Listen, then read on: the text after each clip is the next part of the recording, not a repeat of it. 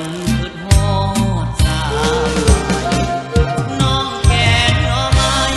เคยห้องใส่มาเยอะกินข้าวตอนนี้อายเหงาขาดเจ้าที่อยู่จังได้เสียงฟ้าห้องทุ่งอายเถิง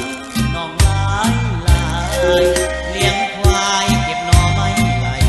คือพ่อยามดังไปให้อยู่ข้างโคนกลับบ้านเถิดนะกลับมากินป่าซิว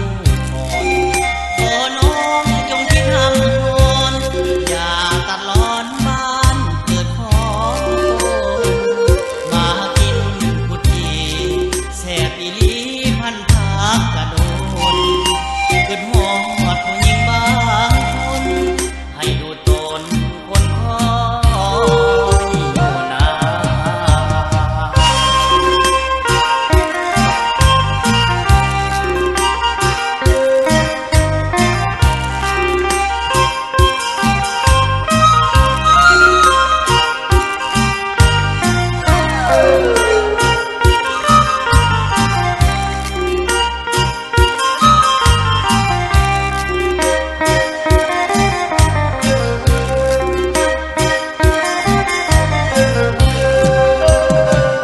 กลับบ้านเถิดนะ